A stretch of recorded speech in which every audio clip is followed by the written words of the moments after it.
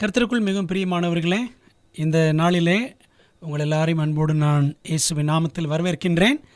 கடைசி நாட்களில் கிறிஸ்தவ ஜீவியம், Christian life in the last days என்ற தலைப்பில் இன்றைக்கு 2ஆம் பாகம் பாடத்தை நாம் படிக்க இருக்கிறோம்.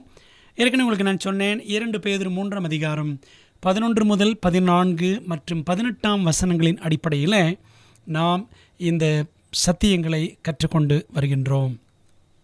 இந்த நாளில் நமது தியானத்திற்குரிய தலைப்பு என்னவென்றால், பரிசுத்த ஜனம் அல்லது பரிசுத்த தேவ ஜனம், holy people or holy people of God என்ற தலைப்பில் நாம் பாடங்களை படிக்க இருக்கின்றோம். நமது தியானத்திற்குரிய வசனம் 2 பேதுரு 3ஆம் அதிகாரம் 11ஆம் வசனம்.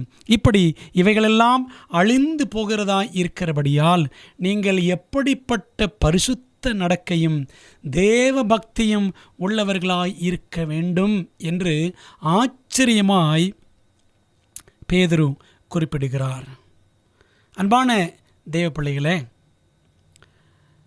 பேதுரு 2 நிருபங்களை எழுதியிருக்கிறதாக நாம் வேதாமத்தில் படிக்கிறோம். 1 பேதுரு, 2 பேதுரு.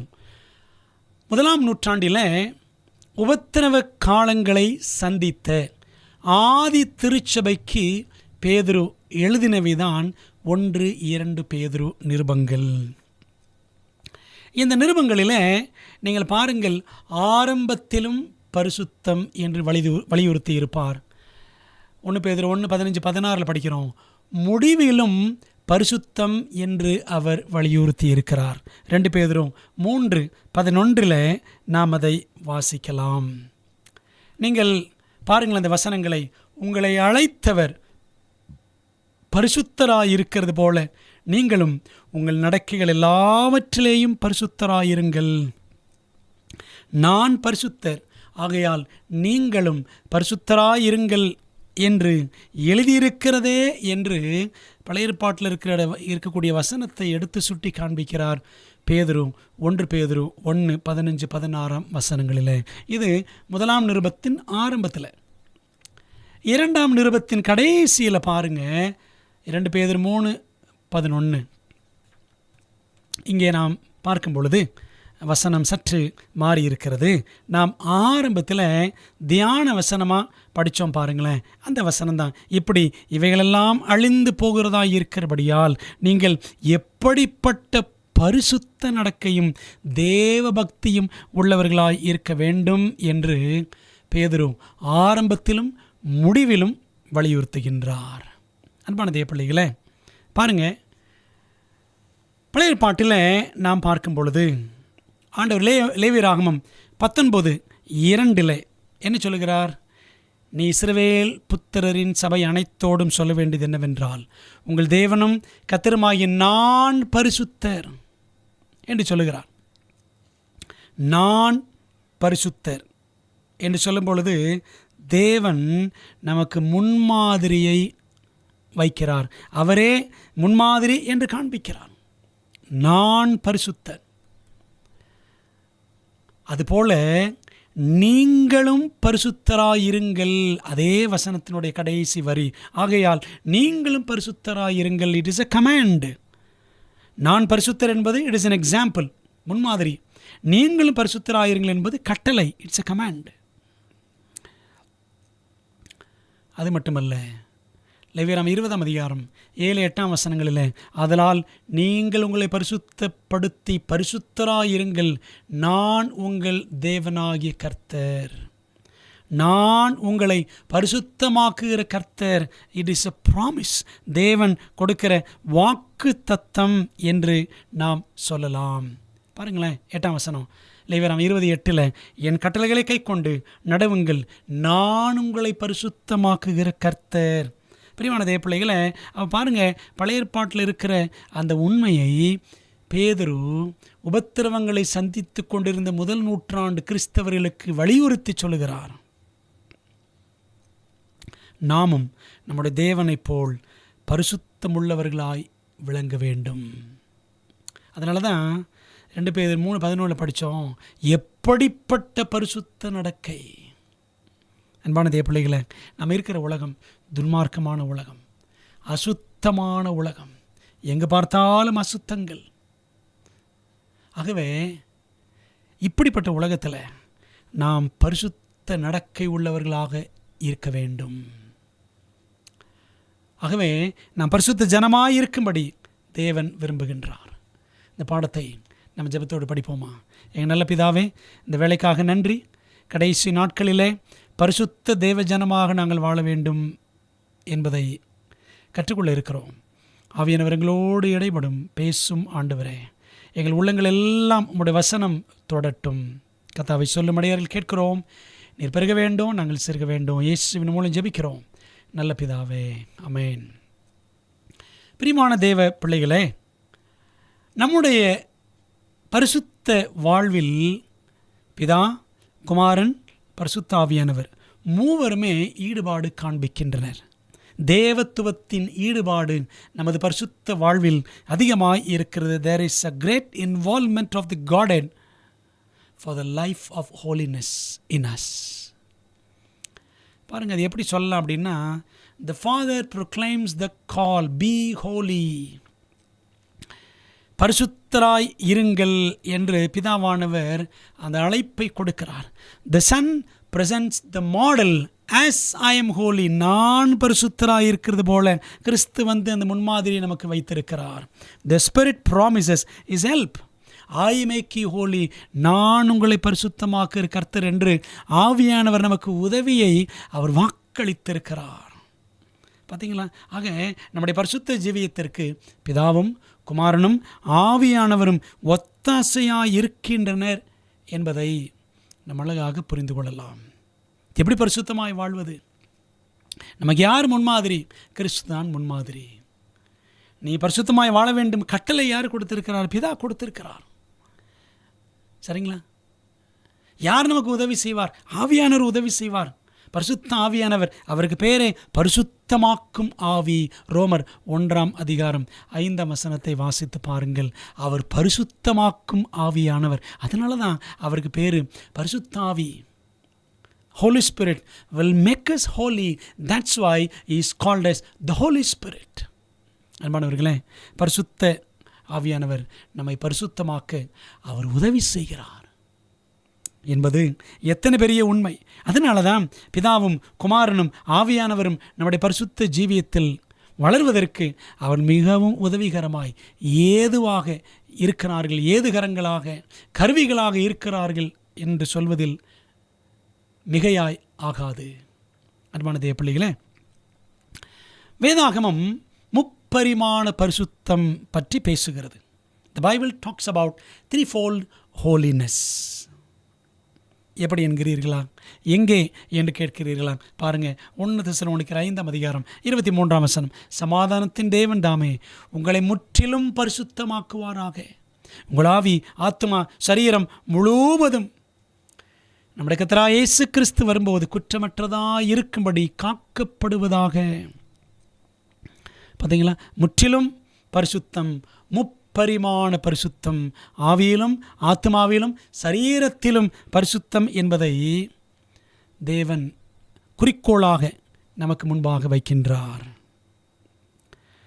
அன்பான தேவ பிள்ளைகளே, மனிதனுடைய முப்பரிமாண ஈடுபாடு, how a man involves himself in his life, in his daily life. மனிதன் தன்னுடைய அன்றாட வாழ்க்கையில் அவன் 3 விதமாக ஈடுபாடு காண்பிக்கிறான். எப்படி?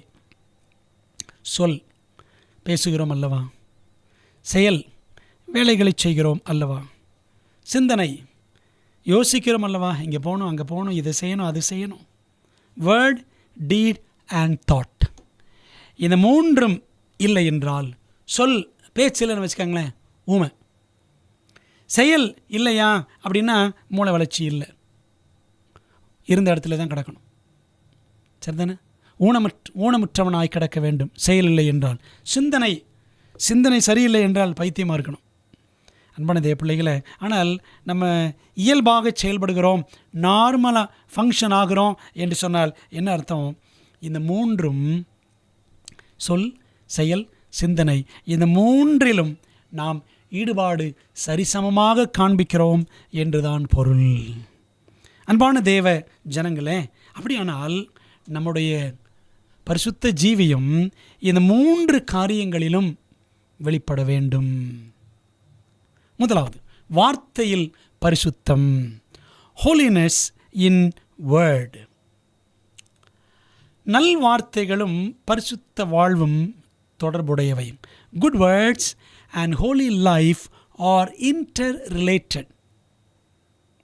பரிசுத்த வாழ்க்கை வாழ்வது என்பது நம்முடைய வார்த்தைகளோடும் சம்பந்தப்பட்டு இருக்கிறது. பரிசுத்தமான ஒரு ஜீவியம் என்றால் ஏதோ வெள்ளைஞ்சொலியமாக ட்ரெஸ் போட்டு வரதா? அப்படி கிடையாது. நம்முடைய வார்த்தைகளை அந்த பரிசுத்த ஜீவியம் உள்ளடக்கி இருக்கிறது என்று நாம் பார்க்கின்றோம். பாருங்களேன், யோபு 1ஆம் அதிகாரம் 1ஆம் வசனத்தில், ஊத்ஸ் தேசத்தில் யோபு என்னும் பெயர் கொண்ட ஒரு மனுஷன் இருந்தான். அந்த மனுஷன் உத்தமனும் சன்மார்க்கனும் தேவனுக்கு பயந்து பொல்லாப்புக்கு விலகுகிறவனுமாய் இருந்தான் என்று வேதம் சொல்லுகிறது. அவன் பொல்லாப்புக்கு விலகக்கூடியவன். 1:22 படிக்கிறோம், இவை எல்லாவற்றிலும் யோபு பாவம் செய்யவும் இல்லை, தேவனை பற்றி குறை சொல்லவும் இல்லை. 1ஆம் அதிகாரத்தில் நிகழ்ந்த காரியங்கள் என்னென்ன? இவை எல்லாவற்றிலும் அவனுடைய ஆடுகள், மாடுகள், ஒட்டகங்கள், கழுதைகள், மிருகஜீவன்கள் எல்லாம் ஒரே நாளில் அழிந்து போயின. கொள்ளையர்கள் கொள்ளையிட்டு கொண்டு போனார்கள். 10 பிள்ளைகளும் 7 ஆண் பிள்ளைகளும் 3 பெண் பிள்ளைகளும், எல்லாம் வாலிய பிள்ளைங்க. 10 பிள்ளைகளும் ஒரே நாளில் மரித்தார்கள். பார்த்தீங்களா? இவை எல்லாவற்றிலும் யோபு பாவம் செய்யவும் இல்லை, தேவனை பற்றி குறை சொல்லவும் இல்லை என்று நாம் இங்கே வாசிக்கிறோம். அதே யோபு 2ஆம் அதிகாரம் 10ஆம் வசனம் பாருங்க. இப்போ என்ன சூழ்நிலை என்றால், இப்போ யோபுவை சாத்தான் தொட்டு விட்டான் தேவனுடைய அனுமதியோடு. யோபுவின் உச்சந்தலை தொடங்கி உள்ளங்கால் வரைக்கும் பருக்கள் உருவாகிவிட்டன, கொடிய புண்கள். அப்போது சரி, மனைவியானாலும் துணையாக இருப்பாளா என்று பார்த்தால், கடைசியில் அவள் சொல்கிறா, நீர் இன்னும் உம்முடைய உத்தமத்தில் உறுதியாக இருக்கிறீரோ, தேவனை தூஷித்து ஜீவனை விடும் என்று அவள் சொன்னாள். அப்போ யோபு 2:10 யோபு சொல்கிறாரு, அதற்கு அவன், நீ பைத்தியக்காரி பேசுகிறது போல பேசுகிறாய். யோபுவுடைய மனைவியின் பெயரை பரிசுத்த ஆவியானவர் பைபிளில் சொல்லலை, ஆனால் அவளுக்கு ஒரு ஸ்பெஷல் டைட்டில் கொடுத்துருக்கிறாரு, பைத்தியக்காரி. யோபுவுடைய மனைவி பைத்தியக்காரி. நீ பைத்தியக்காரி பேசுகிறது போல பேசுகிறாய், தேவன் கையில் நன்மையை பெற்ற நாம் தீமையையும் பெற வேண்டாமோ என்றான். இவைகள் எல்லாவற்றிலும் மனைவியும் இப்போது கைகழுவுற சூழ்நிலை, தேவனை தூஷித்து ஜீவனை விடும் என்று சொன்னாள். இவைகள் எல்லாவற்றிலும் யோபு தன் உதடுகளினால் பாவம் செய்யவில்லை. அன்பான தேவ பிள்ளைகளை, இப்போ பாருங்கள், யோபு எவ்வளோ பெரிய பக்திமான், பரிசுத்தவான். அவருடைய வாயின் வார்த்தைகளில் அவர் எந்த குறையும் தேவனை பற்றி சொல்லவில்லை.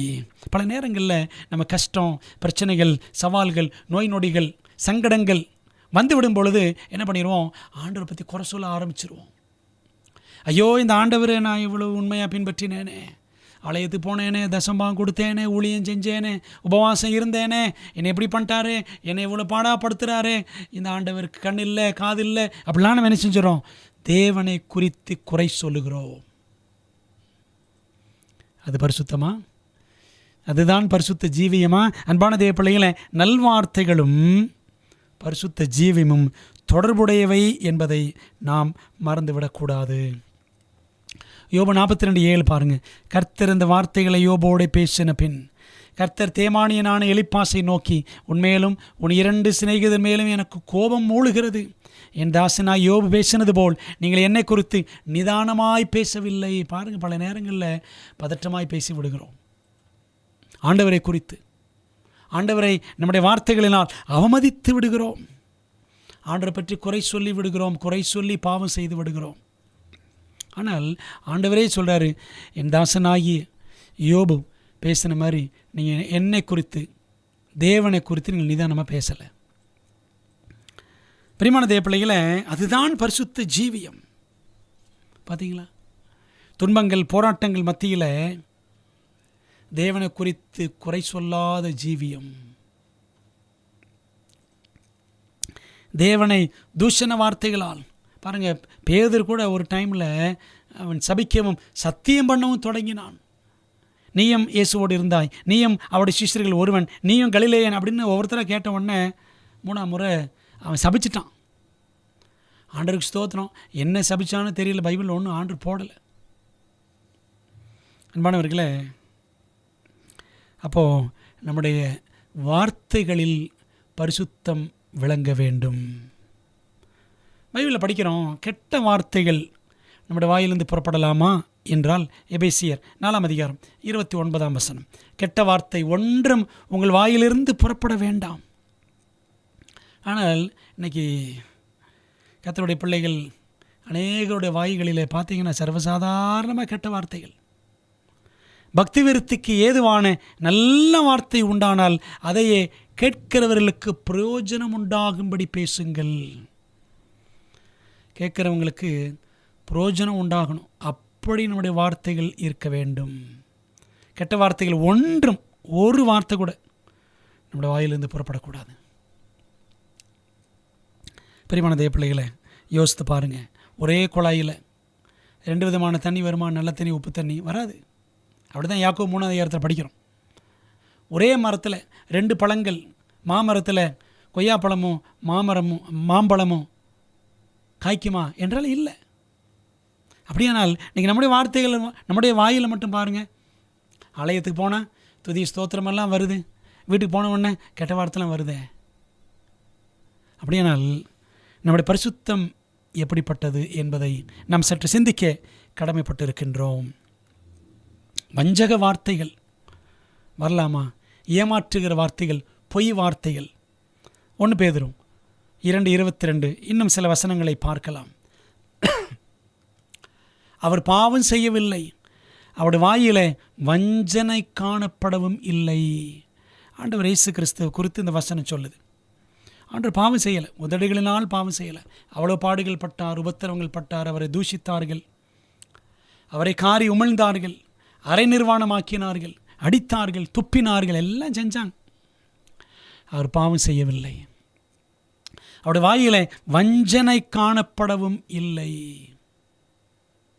வஞ்சனை, கைல் என்று ஆங்கிலத்தில் படிக்கிறோம். கபடம், உள்ளவனை வச்சுட்டு வெளியில் ஒன்று பேசுகிறது, அதெல்லாம் ஆண்டவர்கிட்ட இல்லை. சில நேரத்தில் நம்ம அந்த கபடம் காட்டுவோம். அந்த வஞ்சனை, கபடம்னா என்ன? உள்ளவனை வச்சுட்டு வெளியில் ஒன்று பேசுகிறது, அதான் கபடம். வாங்க வாங்க சாப்பிடுங்க அப்படின்னு சொல்லுவோம். சில நேரம் வந்து சாப்பிட்டு உட்காந்து சாப்பிட ஆரம்பிச்சிருவாங்க. அப்போ மனசில் நினைப்போம், சும்மா ஒரு பேச்சுக்கு தான்னு சொன்னோம், நிஜமாகவே வந்துட்டார் சாப்பிட்றதுக்கு, சரி போடுவோம் சாப்பாடு அப்படின்னு. அவர் சாப்பிடும் பொழுது என்ன செய்வோம்? மனசுக்குள்ளே நினைப்போம், ஒருவேளை நம்ம கை சமைச்சாலும் உள்ளம் சொல்லும், என்ன சொல்லும்? எப்படி திங்கிறார் பார் அப்படி. சில நேரத்தில் சாப்பிடுகிறவர் குறித்து நாம் என்ன செய்வோம்? வெளியில் நல்லா சாப்பிடுங்க நல்லா சாப்பிடுன்னு சொல்லுவோம், ஆனால் மனசு வேறு மாதிரி யோசிக்கும். இதாங்க கபடம். அன்பான தேவ பிள்ளைகளே, ஆண்டவர் இயேசு கிறிஸ்துவோட அப்படிப்பட்ட பாவமோ கபடமோ வஞ்சனையோ காணப்படவில்லை. எங்கேயோ ஒரு இடத்துல இருப்போம், ஆனால் அவங்க கூப்பிடும் பொழுது வந்துட்டேன் அப்படின்னு சொல்லுவோம். இதுவும் கபடம் தான், வஞ்சனை தான், ஏமாத்துறது தான். இந்த கிளம்பிட்டேன், இந்த சர்ச்சுக்கிட்ட வந்துட்டேன்னு சொல்லுவோம், ஆனால் வீட்டில் தான் கிளம்பிக்கிட்டு இருப்போம். பிரியமான தேவ பிள்ளைகளே, யோசித்து பாருங்கள். வஞ்சக வார்த்தைகள். செப்பனியா 3:13 இஸ்ரவேலில் மீதியானவர்கள் அநியாயம் செய்வதில்லை, அவர்கள் பொய் பேசுவதும் இல்லை, வஞ்சக நாவு அவர்கள் வாயில் கண்டுபிடிக்கப்படுவதும் இல்லை. பாருங்கள், ஆண்டோடைய பிள்ளைங்க, த ரெமனன்ட் ஆஃப் இஸ்ரேல், இஸ்ரவேலில் மீதமானவர்கள், உண்மையாயிருக்கிற பிள்ளைகள் எப்படி இருப்பாங்க? அநியாயம் செய்ய மாட்டாங்க, பொய் பேச மாட்டாங்க, வஞ்சக நாவு அவர்களிடத்தில் இருக்காது என்றெல்லாம் படிக்கிறோம். எத்தனை ஆச்சரியம்! நம்முடைய தேவன் எவ்வளவு அற்புதமானவர்! அப்போ அவருடைய குணத்தை அந்த மீதமானவர்கள் வெளிக்காட்டுவார்கள். ஆனால் இன்றைக்கி எவ்வளவு ஏமாற்று வேலைகள்! அப்படி தானே? பணத்துக்கு ஆசைப்படுவது, அடுத்தவங்க பொருளை அபகரிப்பது, இதெல்லாம் இன்றைக்கி உலகத்தில் சர்வசாதாரணமாக நடக்கிறது அல்லவா? கிறிஸ்தவர்கள் மத்தியிலும் நடக்கிறதா? நாம் அப்படி செயல்படுகிறோமா என்று யோசித்து பார்க்க வேண்டும். வெளிப்படுத்த 14:5 இவர்களுடைய வாயில கபடம் காணப்படவில்லை. யார் இவர்கள்? 1,44,000 பேர், 1,44,000. தி ஸ்பெஷல் குரூப், விசேஷ கூட்டத்தார். ஆண்டுடைய வருகையின் நாளிலே காணப்பட போகிற ஒரு ஸ்பெஷல் குரூப் அவங்க தான் 144,000 பேர். இவர்களுடைய வாயில கபடம் காணப்படவில்லை. In their mouth was found no guile. படித்தோம்ல 1 பேதுரு 2:22 இயேசுவிடம் கபடம் காணப்படவில்லை. அதே மாதிரி தான் இயேசுவின் பிள்ளைகளிடத்திலும் கபடம் காணப்படாது. ஒவ்வொருத்தையும் ஒரு பொய் வாக்குறுதிகளை கொடுப்பது, நான் அப்படி செஞ்சிடறேன் இப்படி செஞ்சிடறேன் அப்படின்னு சொல்லிட்டு கடைசியில் செய்யாமல் போவது, இதுதான் கபடம். இவர்கள் இந்த 144,000 பேர் தேவனுடைய சிங்காசனத்திற்கு முன்பாக மாசில்லாதவர்களாக இருக்கிறார்கள். மாசு வாயிலும் இருக்காது, மனசுலையும் இருக்காது. அன்பானவர்களே, தான் பரிசுத்தம். அந்த பரிசுத்தம் நம்முடைய வாயிலே வார்த்தைகளிலே காணப்பட வேண்டும். உள்ளே போகிறதும் பரிசுத்தமாக இருக்கணும். சாப்பிட்ற காரியங்களையும் பரிசுத்தத்தை காத்துக்கொள்ள வேண்டும். வெளியில் வர்றதும் பரிசுத்தமாக இருக்கணும். வாயிலிருந்து புறப்படக்கூடிய வார்த்தைகளும் பரிசுத்தமாய் காணப்பட வேண்டும். சார்ல்ஸ் ஃபின்னி என்ற வல்லமையான ஒரு எழுப்புதல் பிரசங்கியார் இருந்தார் அமெரிக்காவில். இவருடைய பிரசங்கங்கள் வழியாக ஒரே நாளில் பார்த்தீங்கன்னா 1000கணக்கான பேர் மனம் திரும்புவார்களாம். ஒரு கூட்டத்தில் 1,00,000 பேர் ஆண்டவரை ஏற்றுக்கொண்டார்களாம் இவருடைய சத்தியங்களை கேட்டு. ஒரு வல்லமையான எழுப்புதல் பிரசங்கியார். அவர் சொல்கிறாரு, we cannot tame our tongue but we can train it. நம்முடைய நாவை நாம் அடக்க முடியாது. அது பைபிளில் இருக்கிற வசனம். யாக்கோபு 3 படித்து பாருங்கள். நாவை அடக்க ஒரு மனுஷனாலும் கூடாது. அதான் அவர் சொல்கிறார், we cannot tame our tongue but we can train it. நாக்கு அடக்க முடியாது, பேசுகிறதுலையும் அடக்க முடியாது, சாப்பிட்றதுலையும் அடக்க முடியாது. ஆனால் நாம் அதை பயிற்றுவிக்கலாம் என்று சார்ல்ஸ் ஃபின்னி எழுதுகிறார். அன்பான தேவ பிள்ளைகளே, பாருங்கள், நம்முடைய நாவை நாம் பயிற்றுவிக்கிறோமா? பைபிள் சொல்லுது பாருங்கள், நாவை அடக்க ஒரு மனுஷனாலும் கூடாது, அது அடங்காத பொல்லாங்குள்ளதும் சாவுக்கு எதுவான விஷம் நிறைந்ததுமாய் இருக்கிறது அப்படின்னு படிக்கிறோம். அன்பானவர்களே, இதைத்தான் சார்ல்ஸ் ஃபின்னி எடுத்து சொன்னார்.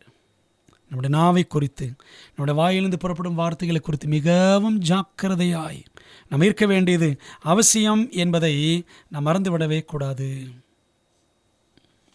ஒரு அருங்காட்சியகம், மியூசியம் இருந்தது.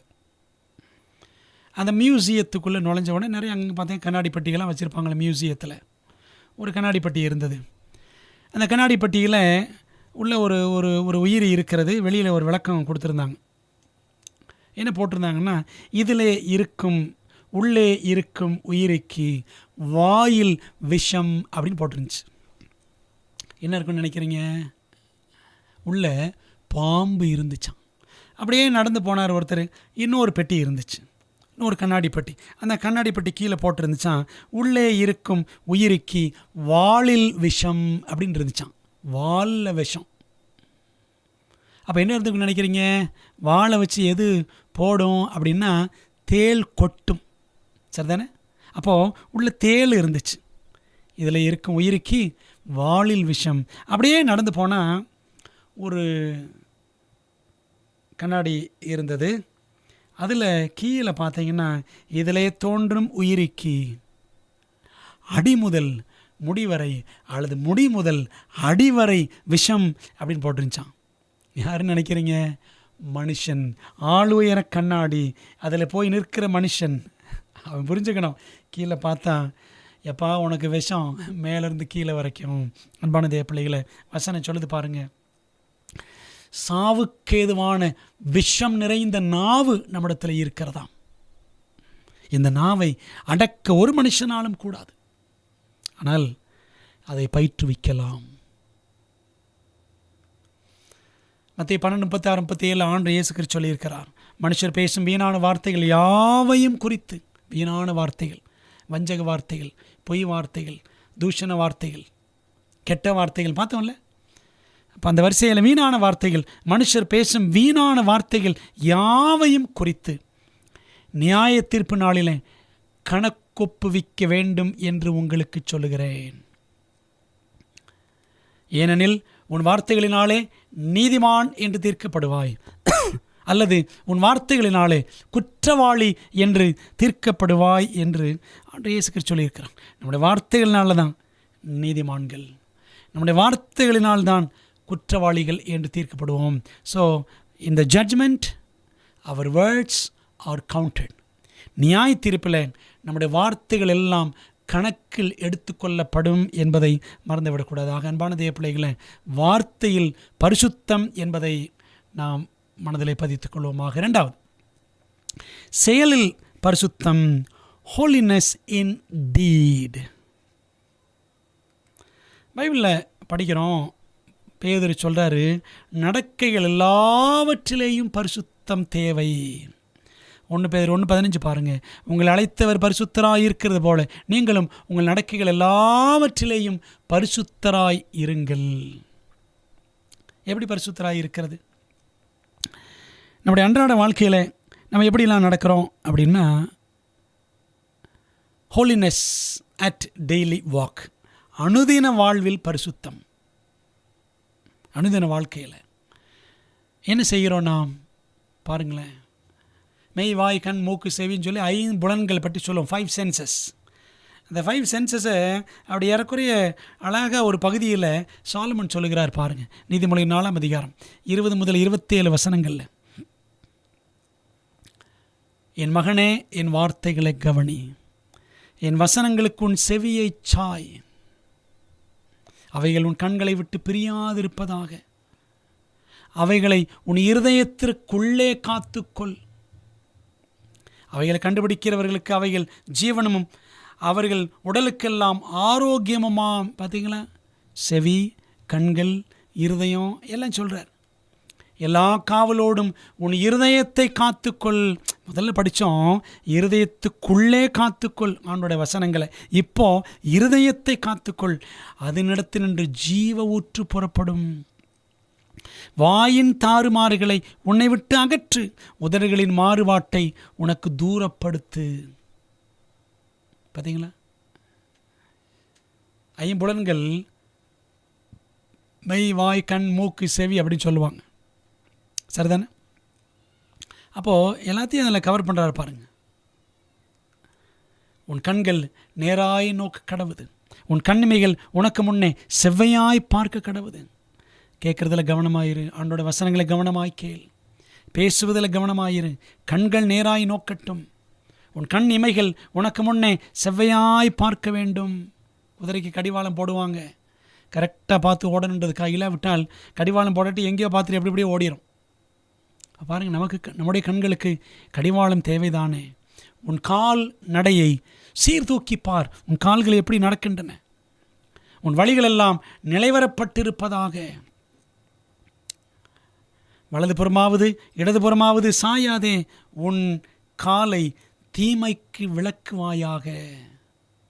அன்பானவர்களே, இந்த 5 புலன்களில் அந்த 5 சென்சஸில் அந்த ஸ்மெல்லிங் அது மட்டும்தான் இல்லை, மற்றபடி எல்லா 4 காரியங்களையும் 4 புலன்களையும் ரொம்ப அழகாக இதில் பேதுரு, மன்னிக்கவும், சாலமோன் கவர் பண்ணியிருக்கிறார். பிரியமான தேவ பிள்ளைகளை, பேதுரு சொல்லக்கூடிய அந்த பரிசுத்தம் என்பதை சாலமோன் இங்கே நீதிமொழிகளில் அழகாக சுட்டி காட்டுகிறார். ஆக அன்றாட வாழ்க்கையில் எப்படி நடக்கிறோம், என்ன கவனிக்கிறோம், என்ன பேசுகிறோம், நம்முடைய இருதயத்துக்குள்ளே என்ன போகுது, இது எல்லாவற்றையும் குறித்து நாம் மிகவும் ஜாக்கிரதையாக இருந்தால்தான் பரிசுத்தத்தில் நாம் வளர முடியும். ஹோலினஸ் அட் டெய்லி ஒர்க், அனுதின பணியில் பரிசுத்தம். தினம் வேலை செய்கிறோம்ல, அந்த அனுதின பணியில் பரிசுத்தம் எப்படி வழங்க வேண்டும் பாருங்கள். எபேசியர் 6:5-9 வரை வசனங்களில் பவுல் சொல்கிறாரு, வேலைக்காரரே, நீங்கள் கிறிஸ்துவுக்கு கீழ்ப்படுகிறது போல சரீரத்தின்படி உங்களை எஜமான்களாக இருக்கிறவர்களுக்கும் பயத்தோடும் நடுக்கத்தோடும் கபடற்ற மனதோடும் கீழ்ப்படிந்து. வேலைக்காரர்கள் ஆண்டு கீழ்ப்படுகிற மாதிரி எஜமான்கள் கீழ்ப்படியணும். கபடற்ற மனம், பயம், நடுக்கம் எல்லாம் இருக்கணும் எஜமான்களிடத்தில். மனுஷருக்கு பிரியமாக இருக்க விரும்புகிறவர்களாக பார்வைக்கு ஊழியம் செய்யாமல், எஜமா இருந்தால் தான், பாஸ் இருந்தால் தான், பிரின்சிபல் இருந்தால் தான் வேலை செய்வோம் அப்படின்னு கிடையாது. பார்வைக்கு ஊழியம் செய்யாமல் கிறிஸ்துவின் ஊழியக்காரராக மனப்பூர்வமாய் தேவனுடைய சித்தத்தின்படி செய்யுங்கள். அடிமையானவனானாலும் சுயாதீனம் உள்ளவனானாலும் அவனவன் நன்மை செய்கிற நன்மையின்படியே கர்த்தரிடத்தில் பலனை அடைவான் என்று அறிந்து மனுஷருக்கென்று ஊழியம் செய்யாமல் கர்த்தருக்கென்றே நல் மனதோடு ஊழியம் செய்யுங்கள். பார்த்தீங்களா, நல்ல மனசோட ஊழியம் செய்யணும். பார்வைக்கு ஊழியம் செய்யக்கூடாது. கடவுள் பார்க்குறாருன்னு ஊழியம் செய்யணும். நம்முடைய பணி எதுவானாலும் பாருங்கள், எஜமான்களுக்கும் சொல்கிறார், எஜமான்களே அப்படியே நீங்களும் வேலைக்காரருக்கு செய்ய வேண்டியவைகளை செய்து அவர்களுக்கும் உங்களுக்கும் எஜமானானவர் பரலோகத்தில் இருக்கிறார் என்று அவரிடத்தில் பட்சபாதம் இல்லை என்றும் அறிந்து கடுஞ்சொல்லை விட்டுவிடுங்கள். எஜமான்களே, உங்களுக்கு மேலே ஒரு எஜமான் இருக்கிறாரு என்பதை மறந்துடாதீங்க. கடுஞ்சொல்லை விட்டுவிடுங்கள், பாரபட்சம் காண்பிக்க வேண்டாம் என்றெல்லாம் அழகாக இங்கே பவுல் சுட்டி காண்பிக்கிறார். அன்பான தேவ பிள்ளைகளே, அவள் பாருங்கள், அனுதின வாழ்வில் பரிசுத்தம், அனுதின பணியில் பரிசுத்தம் என்பதை நாம் அழகாக பார்க்கிறோம். நீதிமொழி 22:29 வாசிக்கிறோம், தன் வேலையில் ஜாக்கிரதையாயிருக்கிறவனை நீ கண்டால் அவன் நீசருக்கு முன்பாக அற்பமான மனிதர்களுக்கு முன்பாக நில்லாமல் ராஜாக்களுக்கு முன்பாக நிற்பான். நம்முடைய வேலையில் உண்மை உத்தமாக இருக்கும் பொழுது தேவன் நம்மை உயர்த்துவார். உயர்ந்த மக்கள் முன்பாக நம்மை கொண்டு போய் நிறுத்துவார். இதுக்கு யார் உதாரணம் அப்படின்னா தானியேல். பைபிள் சொல்லுது, தானியேலுக்குள் விசேஷித்த ஆவி இருந்ததாம். Daniel had an excellent spirit within him. தானியேல் 6:3 இப்படி இருக்கையில் தானியேல் பிரதானிகளுக்கும் தேசாதிபதிகளுக்கும் மேற்பட்டவனாய் இருந்தான். மேதிய பெர்சியாவில் தானியேலுக்குள் விசேஷித்த ஆவி இருந்தமையால் அவனை ராஜ்யம் முழுமைக்கும் அதிகாரியாக ஏற்படுத்த தரியு ராஜா நினைத்தான் அப்படின்னு படிக்கிறோம். பார்த்தீங்களா, இப்போ அவனுக்குள்ளே இருந்த விசேஷித்த ஆவி, அந்த பரிசுத்த ஆவியானவர் அவனுக்குள்ளே இருந்தார். அன்பான தேவ பிள்ளைகளை, இன்றைக்கு நமக்குள்ளே பரிசுத்த ஆவியானவர் இருப்பார் என்றால் ஆவியானவர் வாசம் பண்ணக்கூடிய ஆலயமாக நாம் விளங்குவோம் என்று சொன்னால் நாம் இந்த உலகத்தில் எவ்வளவு சாட்சியாய் நிற்க முடியும். பாருங்களேன், ஒரு கைதியாக போன, அடிமையாக போன தானியேல் ஒரு பெரிய அதிகாரி, தரியராஜாவுக்கு அடுத்தபடியாக பிரதம மந்திரி லெவலுக்கு வந்துட்டார். காரணம் என்ன அப்படின்னா, அவருடைய வாழ்க்கையில் காணப்பட்ட பரிசுத்தம். நம்ம இந்த மனதில் வைத்து நம்முடைய அனுதின வாழ்விலும் அனுதின பணியிலும் பரிசுத்தத்தை காத்துக்கொள்ள பரிசுத்த ஆவியின் ஒத்தாசையை நாம் நாட வேண்டும். மூன்றாவதாக சிந்தனையில் பரிசுத்தம், ஹோலினஸ் இன் தாட். சிந்தனை பரிசுத்தத்திற்கு எந்த அரசாங்கமாகிலும் சட்டம் இயற்ற முடியுமா? இப்படி தான் யோசிக்கணும். கெட்ட நோக்கத்தோடெல்லாம் பார்க்கக்கூடாது. எப்படி அரசாங்கம் சட்டம் போட முடியுமா? முடியாது. எந்த அரசாங்கமும் அப்படி சட்டம் போடவே முடியாது. ஆனால் பரலோக அரசாங்கம் மட்டும்தான் சட்டம் கொடுத்திருக்கிறது. யாத்திராம 20:17 10 கட்டளைகளில் 10வது கட்டளை, பிறனுடைய வீட்டை இச்சியாதிருப்பாயாக. பிறனுடைய மனைவி, அவன் வேலைக்காரன், வேலைக்காரி, எருது, கழுதை, பின்னும் பிறனுக்குள்ள யாதொன்றையும் இச்சியாதிருப்பாயாக. ஆசைப்படாதே, பேராசைப்படாதே, அபகரிக்க நினைக்காதே, அதை அனுபவிக்க நினைக்காதே, அடுத்தவன் பொருளையோ அடுத்தவன் மனைவியோ அபகரிக்க நினைக்காதே. இப்போ இந்த பாவம் எங்கே தொடங்கும்? மனசில் தான் தொடங்கும். பாருங்கள், இப்போ ஆண்டவர் சிந்தனை பரிசுத்தத்திற்கு அவர் சட்டம் இயற்றி இருக்கிறார். பரலோகத்தின் தேவன் மட்டும்தான் சிந்தனைக்கான சட்டத்தை, சிந்தனை பரிசுத்தமாக இருக்க வேண்டும் என்பதற்கான சட்டத்தை அவர் தான் கொடுக்க முடியும். அவர் தான் கொடுத்திருக்கிறார். எந்த மானிட அரசாங்கமும் அப்படிப்பட்ட ஒரு சட்டத்தை இயற்றவே முடியாது என்பதை நாம் பார்க்கிறோம். பிரியமான தேவ பிள்ளைகளே, கொஞ்சம் யோசித்து பாருங்க. பைபிளில் சிந்தனை பரிசுத்தமின்மையால் சீர்கெட்டவர்கள் யார் யார்? பைபிளில் சில உதாரணங்களை யோசித்து பாருங்க, நமக்கு நன்றாக தெரியும். ஒரு உதாரணம் யார் என்றால் சிம்சோன். சிம்சோன் எவ்வளோ பெரிய பராக்கிரமசாலி. அவன் என்னெல்லாம் செய்வான்? பயங்கரமான பராக்கிரமசாலி, சிங்கத்தை கிழித்து கொன்றவன். அந்த பெலிஸ்திய பட்டணத்தில் பார்த்தீங்கன்னா அந்த கேட்டை அப்படியே தூக்கிட்டு போயிட்டான். கழுதையின் அந்த தாடை எலும்பை கொண்டு 1000 பேரை கொன்றவன், அப்படிலாம் படிக்கிறோம். ஆனால் கடைசி நிலைமை என்ன ஆச்சு? தெலிலால் மூலமாக, தெலிலால் என்ற வேசியின் மூலமாக அவனுடைய வாழ்க்கை என்னாச்சுன்னு பார்த்தீங்கன்னா தடம் புரண்டு போயிற்று. ஆனாலும் ஆண்டவரிடத்தில் தன்னை ஒப்பு கொடுத்து, ஆண்டவரே இந்த ஒரு விஷயம் என்னை பலப்படுத்தும் என்று சொல்லி அவன் தன்னை தாழ்த்தி மீண்டும் தேவனுடைய பிள்ளையாக ஒப்படைத்து அவன் மரித்து போனான். பிரியமான தேவ பிள்ளைகளே, ஆனால் பாருங்கள், இந்த சிம்சோனுக்கு பரிசுத்த ஆவியானவர் இறங்கினார். அவனுக்கு அசாதாரண வல்லமையை பரலோகம் கொடுத்திருந்தது. ஆனால் கண்களின் இச்சையினாலே அவன் தடுமாறி போனான். சரிதானே? என் கண்ணுக்கு பிரியமானவள் இவளைத்தான் கட்டுவேன் அப்படின்னு சொல்லிட்டு ஒரு பெலிஸ்திய பெண்ணை தனக்கு கட்டி வைக்க வேண்டும் என்று பெற்றோரிடத்தில் கேட்டான். நியாயாதிபதிகள் 14ஆம் அதிகாரத்தில் படிக்கிறோம். படித்து பாருங்கள், முதல் 3-4 வசனங்கள். அப்போ அம்மா அப்பா கேட்பாங்க, என்னப்பா நம்முடைய இஸ்ரவேல் மக்கள் மத்தியில் பெண் இல்லையா? இல்லை இல்லை, இவளின் கண்ணுக்கு பிரியமானவள் அப்படின்னு சொன்னால் கடைசியில் அவன் கண்ணு ரெண்டையும் பிடிங்கிட்டாங்க. படித்து பாருங்கள், நியாயாதிபதிகள் 16ஆம் அதிகாரம் படித்து பாருங்கள். அவன் 2 கண்ணையும் பிடிங்கிடுவாங்க. கண்ணுக்கு பிரியமானவன், கண்ணுக்கு பிரியமானவள் அப்படின்னு இன்றைக்கி நம்ம இஷ்டம் போல் பெண்ணையோ மாப்பிள்ளையோ தேட நினைக்கிறோமா? அன்பான தேவ பிள்ளைகளே, நம்முடைய இச்சையின்படி செயல்பட நினைக்கிறோமா? தண்டனை விபரீதமாக இருக்கும். வாழ்க்கையில் சந்திக்க போகிற சவால்கள் வித்தியாசமாக இருக்கும். பிரியமானவர்களே, பாருங்கள், இந்த சிம்சோன் கண்களின் இச்சையினால் அவன் தவறி போனான். இன்னொரு நபர் யார் என்றால் தாவீது. எல்லாரும் போருக்கு போயிருக்கிறார்கள், அப்படிதானே? இவர் என்ன செய்கிறார்? போர் அடிக்கிறது என்று அவர் மேலே ஃப்ளோருக்கு போய்விட்டார், டாப் ஃப்ளோருக்கு போயிட்டார், அப்படிதானே? இவர் ராஜா, இவரும் யுத்தத்திற்கு சென்று முன்னணியில் நின்று யுத்தம் புரிந்திருக்க வேண்டும். என்ன பண்ணுறாரு? அரண்மனை உப்பருகையில் மாடிக்கு சென்று உலாவுகிறார். ஒரு பெண் அங்கே ஸ்நானம் பண்ணி கொண்டிருந்தால், குளித்து கொண்டிருந்தாள். சரி, திரும்பி வர வேண்டியதானே இந்த பக்கம். ஆனால் அவர் என்ன செய்தார்? ஒரு வேலைக்காரனை கூப்பிட்டு, அங்கே போ, அந்த வீட்டுக்கு போ. அவள் யார்? அவள் பேர் என்ன? அவன் புருஷன் யார்? அவங்க அப்பா யார்? தாத்தா யார்? இதெல்லாம் இவனுக்கு தேவையா? பிரியமான தேவ பிள்ளைகளை பாருங்கள், சங்கீதம் பாடக்கூடிய இந்த தாவீது கடைசியில் ஒரு சங்கீதாவை பார்த்துட்டார்.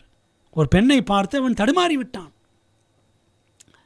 பிரியமான தேவ பிள்ளைகளை, செய்ய வேண்டிய கடமையை செய்யாமல் போன பொழுது பாருங்கள், ஒரு அரசன் முன்னாடியில் நின்றுருக்கணும், யுத்தத்தில் நின்று அவன் சண்டை போட்டு இருந்திருக்கணும். சரி, அல்லது மாடியில் இருக்கும் பொழுது சரி, ஒரு காணக்கூடாத காட்சி வேறு பக்கம் போயிருக்கணும். செய்யலை. மானிட பலவீனம், மாம்ச பலவீனம், அவ்வளோதான்.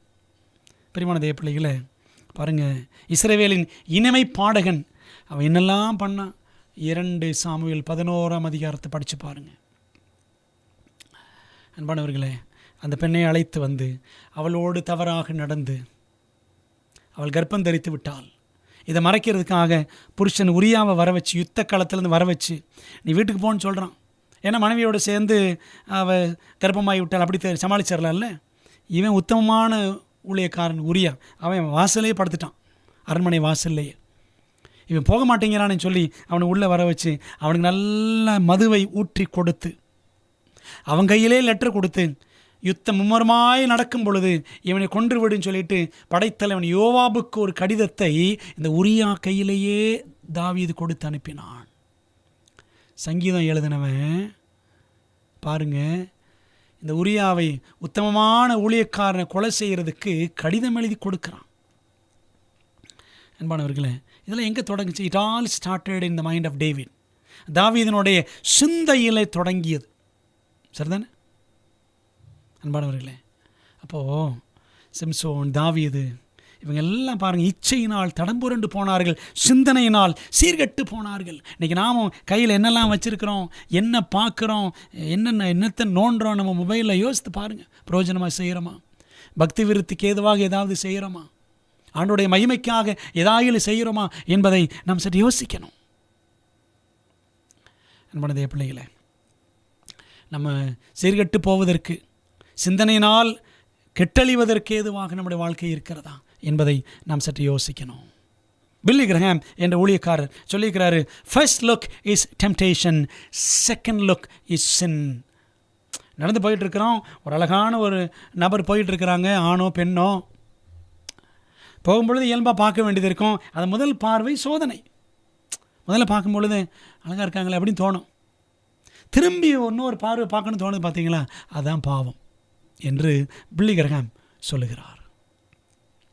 அன்பான தேவ பிள்ளைகளே, அப்போ யோசித்து பாருங்கள், இன்றைக்கி நம்முடைய வாழ்க்கை எப்படி இருக்கிறது? நம்ம போகிற வழியில் அழகழகானவங்க வரதான் செய்வாங்க. அசுத்தமான ஆபாச படங்கள் அங்கங்கே ஒட்டி தான் இருக்கும். நம்ம ஒன்றும் செய்ய முடியாது. அதான் சொல்லுவாங்க, பறவைகள் நம் தலைமையில் பறப்பதை நாம் தவிர்க்க முடியாது.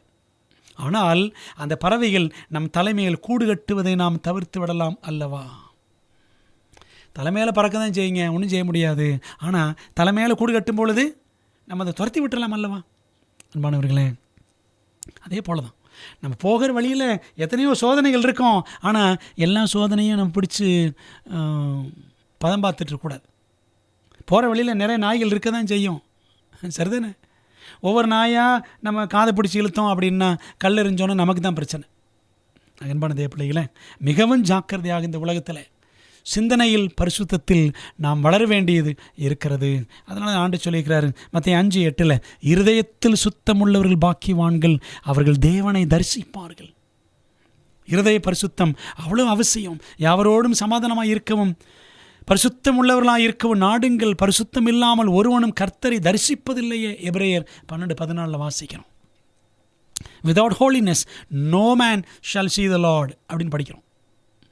அன்பான தேவ ஜனமே, பரிசுத்தத்தில் நாம் வாஞ்சியோடு வளர்கிறோமா? அதற்கு இது காலம் என்பதை மறந்து விடாதீர்கள். பிலிப்பியர் 4:8 நம்முடைய சிந்தனை பரிசுத்தத்திற்கு அழகான ஒரு வசனம்.